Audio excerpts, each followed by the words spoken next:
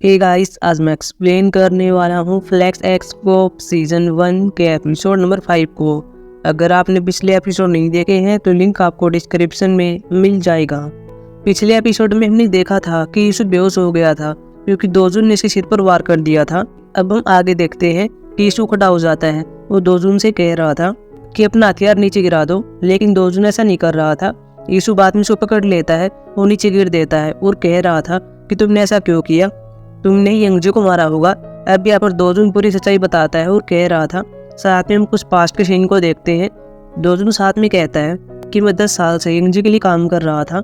मैंने कई पेंटिंग बनाई थी, लेकिन वो सब यंगजे ने ले ली, उन पर अपने सिग्नेचर कर दिए। मैंने उसकी पत्नी के लिए भी काम किया था। ये सोन की भी इसकी वजह से डेथ हो गई थी, लेकिन मैं चुप रहा, मैंने कुछ भी नहीं किया। मैं विदेश में पढ़ाई करने वाला था, मुझे स्कॉलरशिप मिलने वाली थी, लेकिन यंगजे ने फ़ोन पर कह दिया था कि यह सब साहित्यिक चोरी है, इसीलिए विदेश में नहीं जा सका। हालांकि यीशु दोजुन को ब्लेम कर रहा था और कह रहा था कि यह सब तुम्हारी गलती है, तुमने यंगजे के साइन को छुपा दिया होगा और अपना साइन वहाँ पर कर दिया होगा। लेकिन दोजुन चिल्लाता है और कहता है कि तुम्हें कुछ भी नहीं पता है। यीशु कहता है कि मेरे पास हथकड़ी नहीं है, इसलिए मेरे साथ चलो। लेकिन दोजुन अपने आप को चाकू मार लेता है। यहाँ पर यीशु इसको देख रहा था, तभी यहाँ पर गंगविन आ जाती है। यीशु कहता है कि इसने खुद को चाकू मार लिया। अगले सीन में सभी बाहर होते हैं। यहाँ पर एम्बुलेंस भी आ गई थी।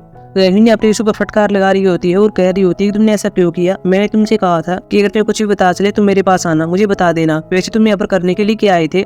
यीशु बता देता है कि मैंने एक पेंटिंग खरीदी थी, लेकिन उस पर दोजुन के साइन थे, इसीलिए मैं चेक करने के लिए आया था। लेकिन गंगविन इसको इमैच्योर और साथ में रूड कह रही होती है। यहाँ पर हम रिपोर्टर की इश्यू को भी देखते हैं, जो कि इन दोनों की फोटो ले रहा होता है। अगले सीन में गंगविन को देखते हैं, साथ में हवांशु को होता है, साथ में चांगन होता है। हवांशु यहाँ पर गंगविन को डांट रहा था और कह रहा था कि तुम्हें यीशु की रक्षा करनी चाहिए, अगर दोजुन उसको चाकू मार देता तो मेयर के बेटे की डेथ हो सकती थी। चांगन बाद में गंगविन से कह रहा था कि तुम्हें दूसरे स्टेशन पर जाना चाहिए। गंगविन यहाँ पर कहती है कि मुझे ऐसा क्यों करना चाहिए। चांगन कहता है कि तुम जानती हो कि मैं तुमसे क्यों नफरत करता हूँ, मुझे बता कि तुम कहाँ से हो और तुम्हारे पिता कौन है। गंगविन कहती है कि मुझे पता है कि मेरे पिता की वजह से है, यह सिर्फ एक गलतफहमी है। आप मेरे पिता को अच्छे से जानते हैं, वे आपके सुपरवाइजर थे। शाम को गंगविन घर पर आती है और अलमारी में कुछ देख रही होती है। गंगविन यहाँ पर एक ब्लैक बॉक्स को देखती है। अगले दिन यीशु को देखते हैं, इसके पास यहाँ पर जंगून आता है। जंगून यहाँ पर यीशु से पूछ रहा था कि क्या हुआ है। यीशु कहता है कि मैं ठीक हूँ, मुझे सिर्फ सिर में दर्द है। जंगून यहाँ पर इसको चेकअप करवाने के लिए कह रहा होता है। अगले सीन में गंगविन को देखते हैं, साथ में जुनीन होता है।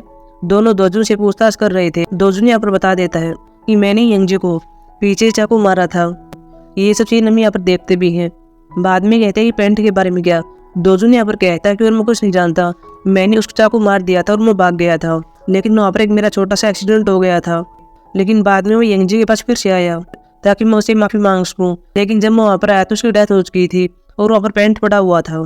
बाद में गंगविन यहाँ पर कहती है कि स्कार्फ के बारे में क्या। दोजुन यहाँ पर कहता है कि मुझे नहीं पता कौन सा स्कार्फ है। बाद में दोनों एक डेट को बताते हैं कि इस डेट को तुमने खरीदा था। दोजुन बाद में कहता है कि मैंने उस दिन हवाइंग के सामान को खरीदा था, मुझे नहीं पता था कि उसमें स्कार्फ है। बाद में क्यूंजिन को बता रहे थे कि हवाइंग अपराधी है, उसने यंगजे को मारा है, उसने कैमरा को चेंज किया है। उसने दोजुन को स्कार्फ खरीदने के लिए कह दिया था और ग्योंगसुन के बेस में टैक्सी लेकर आई थी। हम यहाँ पर यह सीन देखते भी हैं कि हवाइंग यंगजे के पास आती है, इसको चाकू मार देती है। यंगजे ने स्कार्फ को पकड़ लिया था, लेकिन हवाइंग अपनी स्कार्फ को लेती है और बाद में चली जाती है। ग्योंगसुन बाद में कह रही होती है कि हमें हवाइंग की फिर से जांच करनी होगी। अगले दिन यीशु को दिखाया जाता है, जो कि चेकअप करा रहा होता है, लेकिन यह ठीक होता है। बाहर यहाँ पर जंगून भी होता है। जंगून यहाँ पर कह रहा था कि तुम्हारे पिता तुम्हें लेकर चिंतित थे, इसलिए उन्होंने चेकअप कराने के लिए कहा था।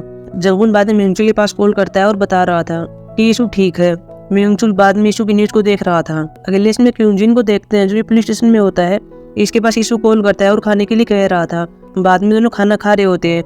यहाँ पर यीशु से कह रहा था कि गंगविन मुझ पर गुस्सा क्यों है, मैंने क्या गलत किया है। क्यूंजिन यहाँ पर बता रहा था कि तुम्हें पहले गंगविन को रिपोर्ट करनी चाहिए थी। बाद में वह बताती है कि इनको क्या करना है, तुम्हारी यही गलती थी। दोजुन ने खुद को चाकू मार लिया था और अब सभी सीनियर गंगविन को डांट रहे हैं। उसके सीनियर हमेशा उसे नफरत करते हैं क्योंकि इसके पीछे कहानी है। बाद में क्यूंजिन यहाँ पर यह कहानी बता देता है। साथ में पास्ट के सीन में देखते हैं, जहाँ हम यंगजुन को देखते हैं। इसके रिटायरमेंट से कुछ दिन पहले इस पर एक आरोप लगाया गया था कि तुमने रिश्वत ली है, इसलिए इसको डिसमिस कर दिया गया। इसलिए सभी सीनियर इससे नफरत करते हैं, लेकिन गंगविन सब कुछ सहन कर रही है। अगले सीन में जुनियम को देखते हैं, जो कि बार के अंदर बैठा हुआ था और जिनक्यू को देख रहा होता है। वहीं हम गंगविन को देखते हैं, जो कि गाड़ी के अंदर बैठी हुई थी और वायंग को देख रही होती है, जो कि बाहर कूड़ा गिरने के लिए आई थी। बाद में गंगहिन कूड़े में कुछ देख रही होती है, लेकिन कुछ भी नहीं मिलता। अगले सीन में दोजुन को देखते इसके पास नर्स आती है और कहती है कि आपको यहीं पर रूम में शिफ्ट किया जा रहा है। बाद में दोजुन यहाँ पर रूम के अंदर आता है, तभी यहाँ पर ईशू आता है और दोजुन से कह रहा था कि ऐसे मैंने किया है, मैं इसे खर्च उठाऊंगा। दोजुन यहाँ पर कह रहा था कि तुम माफी मांगने के लिए आई हो, लेकिन ईशू कहता है कि नहीं, इसके बदले मैं तुम्हें पैसा दे सकता हूँ, तुम्हें जितना चाहिए मुझे बता देना हो, तुम विदेश में पढ़ाई कर सकते हो। लेकिन दोजुन कह रहा था मैं जेल में जा रहा हूँ, विदेश में पढ़ाई कैसे कर सकता हूँ। यीशु यहाँ पर कह रहा था कि तुमने एंजे पर घातक वार नहीं किया था, उसकी जान भी नहीं गई थी, तुम माफीनामा लिख सकते हो और तुम बच सकते हो। दोजुन बाद में कह रहा था कि क्या हवाई अपराधी है। यीशु कहता कि ऐसा ही है, लेकिन हमें कुछ एविडेंस नहीं मिला है। बाद में दोजुन बता रहा था कि यंगजे के पास अपने लॉकर की चाबी हुआ करती थी, क्या तुम्हें यंगजे के कपड़ों में कोई चाबी मिली थी।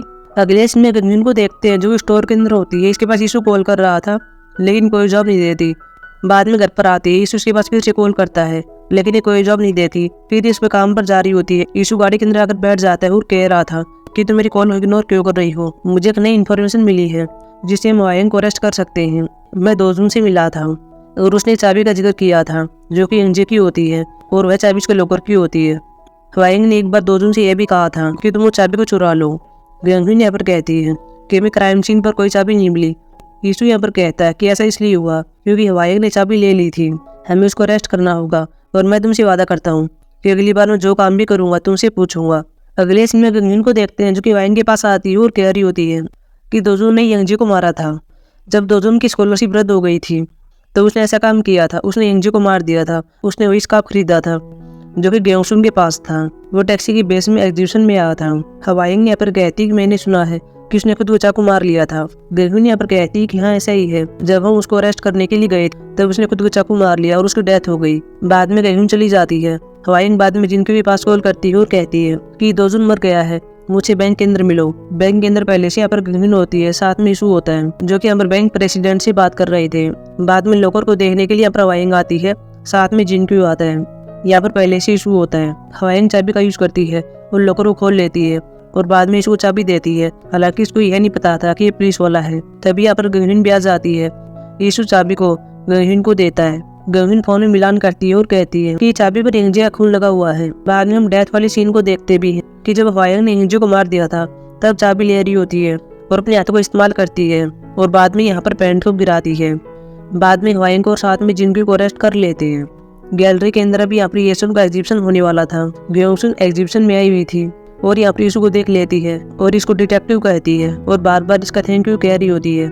यीशु बाद में शाम को घर पर आता है और यहाँ पर सेओंगजू होता है। बाद में हम घर के अंदर आते हैं। सेओंगजू जगह को देख रहा था और बाद में यीशु से कह रहा था कि ये जगह तुम्हारे लिए अच्छी नहीं है, मेरे घर के बगल वाले घर में आ जाओ। लेकिन यीशु कहता कि नहीं, मुझे इस जगह फिट बैठती है और आज पहली बार किसी ने मुझे डिटेक्टिव कहा था और मुझे बहुत ही अच्छा लग रहा है। अगले इसमें म्यूचुअल को देखते हैं, जो कि न्यूज़ को देख रहा होता है। जहाँ इसकी पहले न्यूज़ चल रही होती है कि मेयर के चुनाव 40 दिन में होने वाले हैं। अपोनेंट के रूप में यहाँ पे जोंगटाई नाम का आदमी होता है, जो कि अभी आगे चल रहा है।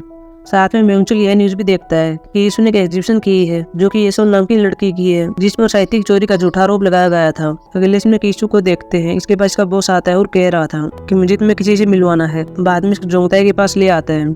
जोंगटाई यीशु को कुछ फाइलें देता है और कह रहा था कि इसमें ये एविडेंस है कि यीशु एक नाजायज बेटा है और साथ में यीशु की माँ की मृत्यु कैसी हुई थी, ये सब एविडेंस इसके अंदर है। जब इलेक्शन में 3 दिन रह जाए तब तुम्हें इन सबको पब्लिक करना होगा। अगले इसमें यीशु को देखते हैं, जो कि अपने घर के अंदर होता है और बाहर यहाँ पर पौधे को देख रहा होता है। यहाँ पर पास यंगजुन जा रहा था, जो कि इसको बोल रहा था और कह रहा था पति को रोग लग गया है। यीशु यहाँ पर कहता कि मैं क्या करूँ। यंगजुन बाद में यीशु घर के अंदर आ रहा होता है। यीशु दरवाजा खोलता है और यहाँ पर यह देख लेता है ये कौन है। हेमजुन पति पर स्प्रे कर रहा होता है। यीशु यहाँ पर बता रहा था कि मैं गंगजुन के साथ काम करता हूँ। हेमजुन कहता है कि मैं जानता हूँ। यीशु बाद में कहता है कि वैसे पेड़ मैं नहीं लगाया था। हेमजुन यहाँ पर कहता है कि क्या तुम पहले यहाँ पर आया करते थे। यीशु यहाँ पर हाँ करता है और बाद में हम पास्ट के सीन को देखते हैं, जहाँ पर यीशु बच्चा होता है और बाहर बैठा हुआ था। लेकिन तभी यहाँ पर हेमजुन भी होता है। यीशु यहाँ पर बीमार लग रहा था और हेमजुन यीशु को संभाल रहा था। रियलिटी में बाद में हेमजुन यीशु से कहता है कि तुम स्प्रे कर देना, मैं जा रहा हूँ। वही हम गंगजुन को देखते हैं, जो कि काम पर जाने वाली थी। इसकी माँ इसे कह रही होती है कि ये किमची है, पास में जो पड़ोसी दे रहा है उसको दे आओ। बाद में गंगजुन यीशु के पास आती है और किमची दे रही होती है और साथ में कह भी रही होती है कि मेरी माँ ने तुम्हारे लिए दी है, लेकिन मेरी मानो तुम मत खाना, यह बहुत ही नमकीन होती है। बाद में दोनों गाड़ी में जा रहे होते हैं। जहाँ पर यीशु ये बात कहता है कि आज मैं तुम्हारे पिता से मिला था। गंगविन यहाँ पर कहती है कि क्या सच है। यीशु यहाँ पर कहता है क्या हुआ है। गंगविन यहाँ पर कहती है कि कुछ भी नहीं हुआ है, मेरे पिता मुश्किल से ही घर से बाहर निकलते हैं। बाद में सभी काम पर आते हैं। जुनियन के पास यहाँ पर एक कॉल आती है जो कि नए केस के बारे में थी कि एक आदमी की बॉडी मिली है। बाद में सभी जगह पर आ जाते हैं। गंगविन ने अपने से कह रही होती है कि हम बॉडी को देखते हैं, तुम आसपास के लोगों से इसके बारे में पूछो। बाद में घर के अंदर आते हैं और बूढ़े आदमी की बॉडी को देख रहे थे और घर के आसपास भी देख रहे थे। यीशु भी दूसरे घर में जा रहा होता है, वो लोगों से पूछताछ कर रहा होता है, लेकिन कुछ भी नहीं मिलता। घटनास्थल पर यहाँ पर जीवोन भी आ जाती है और बूढ़े आदमी की बॉडी को देख रही होती है। गंगविन यहाँ पर बूढ़े आदमी की पोती से मिल रही होती है और बूढ़े आदमी के बारे में जानने का प्रयास कर रही होती है और इसे पूछ रही होती है कि इनको कोई बीमारी थी और ये दिन में क्या किया करते थे। यहाँ पर ये पोती बता रही होती है कि इनको कोई बीमारी नहीं थी, ये पूरी तरह से हेल्थी थे और ये एक चर्च के अंदर जाया करते थे। गंगविन बाद में बताती है कि मुझे कोई सबूत नहीं मिला, यह सिर्फ एक एक्सीडेंट है। जीवोन को भी कुछ भी नहीं मिलता और इसको एक्सीडेंट करार दे दिया जाता है। जीवोन ने कह दिया था कि इसने कोई चावल का केक खाया था और चावल के केक का टुकड़ा अंदर बॉडी में अटक गया था, जिससे वह सांस नहीं ले पाया और उसकी डेथ हो गई। अगले इसमें को दिखाया जाता है जो पुलिस स्टेशन में होता है, ये यहाँ पर अकेला होता है। तभी हम यहाँ पर ये देखते हैं कि अब उस आदमी की पोती आती है और इसको एक इन्फॉर्मेशन देती है। तभी यहाँ पर गंगविन आती है, साथ में इसकी टीम होती है। यीशु यहाँ पर इनको बता रहा था कि यहाँ पर बूढ़े आदमी की पोती आई थी और उसने मुझको यह इन्फॉर्मेशन दी है। साथ में उसे यही बताता है कि तुमने कह दिया था कि घर के अंदर कुछ भी चीज गायब नहीं है, लेकिन एक फोटो दिखाता है और कह रहा था कि यह चीज गायब है जो कि सील ऑफ कोरिया है। सभी लोग हंस रहे थे और कह रहे थे कि यह चीज इम्पॉसिबल है, किसी घर के अंदर कोरिया की सील क्या कर रही होगी। इन्हें इस बात पर यकीन नहीं हो रहा था। जुनियन भी अब हंस रहा था, लेकिन यीशु कह रहा था कि ये सच है। यीशु के बीच और साथ में जुनियन के बीच एक डील हो जाती है, क्योंकि यीशु ने कह दिया था कि अगर ये सच हुआ तो मैं तुमको पंच मारूंगा। जुनियन भी इसके लिए हाँ भर देता है। यीशु बाद में जंगून के पास कॉल करता है और कुछ करने के लिए कह रहा होता है। बाद में यीशु जंगून की हेल्प से एक स्पेशलिस्ट के पास आता है और फोटो को दिखा रहा था। यह स्पेशलिस्ट फोटो में सील को देख रहा था और बता देता कि यह सच है, ये कोरिया की सील है। बहुत पहले मैंने एक अफवाह सुनी थी कि संशु के पास भी यह सील थी। वे जापान में ट्रेडिंग कंपनी चला करते थे, लेकिन बहुत पहले उसकी डेथ हो गई थी। अगले सीन में गंगविन को देखते हैं जो कि जीवन के पास आई हुई थी। जीवन अभी बॉडी को देख रही होती है। जीवन यहाँ पर गंगविन को बता रही होती है कि चावल के केस से रिलेटेड 2 केस और आ चुके हैं, उनकी भी ऐसी डेथ हो गई थी। बाद में गंगविन यहाँ पर फाइलों को देख रही होती है और इससे पता चलता है कि यह केस तो हमारे पुलिस वाले देख रहे हैं जो कि दूसरी टीम से है। अगले सीन में गंगविन स्माइल करने की कोशिश कर रही होती है। यहाँ पर यीशु आता है और कह रहा था तुम क्या कर रही हो। गंगविन उसको चुप होने के लिए कह रही होती है और बाद में बेहोशी के पास आती है और कहती है, पहले चॉकलेट दे रही होती है। बेहोशी कहता है कि तुम्हें क्या चाहिए। गंगविन बता देती है कि आपके पास 2 केस आए थे जो कि चावल के केक के टुकड़े के बारे में है, वहाँ पर 2 लोगों की डेथ हो गई थी, मुझे भी फाइलें देखनी है। लेकिन बेहोशी मना कर देता है। बाद में गंगविन अपनी टीम से बात करती है और बूढ़े आदमी गैस को फिर से देखने के लिए कह रही होती है। वो फिर ही उन लोगों के घर पर आते हैं जिनके केस को पहले से पुलिस वाले देख रहे थे। यहाँ पर इनको यह पता चलता है कि घर से गहने गायब हो गए हैं तो दूसरे घर से कैश गायब हो गया है। लेकिन बाद में जब ये घर से आ रहे थे तभी हम ये बात नोटिस करते हैं। ये तीनों घर एक चर्च में जा करते थे। बाद में चर्च के अंदर आते हैं और परिस्ट से पूछताछ कर रहे थे कि ऐसे ऐसे 3 लोगों की डेथ हो गई है, क्या वे अमीर थे, क्या वे एक दूसरे को जानते थे। लेकिन यह परिस्ट मना कर देता है। वहीं हम जीवन को देखते हैं, साथ में जुनियन होता है। जीवन को यहाँ पर यह पता चलता है कि अपराधी ने इसे एक इंजेक्शन दिया था जिसमें निकोटीन था। वहीं हम गंगविन को देखते हैं, साथ में यीशु होता है। यहाँ पर एक रूम के अंदर आते हैं और बेखाते को देखने वाले थे। यह लड़की रोने लगती है और कहती है कि मुझको माफ कर देना, कुछ दिन पहले बेखाता गायब हो गया था और मैंने नया बना दिया था ताकि मुझको डांट न पड़े। अगले दिन में पुलिस स्टेशन में होते हैं। यहाँ पर क्यूंजिन आता है और कुछ इन्फॉर्मेशन लाता है और कह रहा था कि 3 विक्टिम में से विक्टिम डकैती था, उसने 3 घरों पर डकैती की थी। यह प्रीशु एक नाम को देखता है जो संशु का होता है और बाद में कह रहा था कि संशु घर पर सील थी। यह बात स्पेशलिस्ट ने मुझको बताई थी, मैंने पहले कह दिया था कि यह बात सच है। तभी हम यहाँ पर जुनियन को देखते हैं, वह भी आता है और बता देता है कि मुझको क्या मिला है। विक्टिम पर इंजेक्शन लगा गया था जो कि निकोटीन का है। जुनियन बाद में यीशु के सामने आता है और कह रहा था कि तुम मुझको मार सकते हो। यीशु मारने की तैयारी कर रहा होता है। गंगविन ने अपनी इनसे कह रही होती है कि क्या तुम कोई बच्चे हो, यहाँ पर 3 लोगों की डेथ हो गई है, तुम्हें इस पर ध्यान देना चाहिए। क्यूंजिन बाद में कुछ फोटोज को दिखा रहा होता है, हालांकि फोटो क्लियर नहीं होती है, जहाँ पर हम 2 आदमियों को देखते हैं जो कि विक्टिम के घर के पास आ रहे होते हैं। गंगविन यहाँ पर बता रही होती है कि अपराधी ने बेखाते को चुरा लिया और उसकी हेल्प से उसने अपने टारगेट को चुना। यीशु बाद में तीनों विक्टिम की फोटो को देख रहा था और कह रहा था कि क्या आजकल ये बात नॉर्मल है कि फ्यूनरल के लिए फोटो ली जा रही है। बाद में तीनों विक्टिम की फैमिली पास कॉल करते हैं और तीनों को यह बात पता चलती है कि विक्टिम की फ्यूनरल के लिए किसी ने फोटो ली थी और वह भी फ्री में, लेकिन हम नहीं जानते कि वो कौन है। तीनों को यहाँ पर सेम रिप्लाई मिलता है। बाद में अपने इन दोनों इंसानों को देखते भी हैं जो कि विक्टिम के घर पर जा रहे होते हैं और दरवाजा खोलने के लिए कह रहे होते हैं। बाद में ये सब वीडियो को देख रहे होते हैं और यहाँ पर गंगविन कह रही होती है कि ये दोनों अपराधी हैं और बाद में एपिसोड समाप्त हो जाता है। सो गाइस अब हम मिलेंगे एपिसोड 6 में जो कि कल आने वाला है। तब तक के लिए बाय।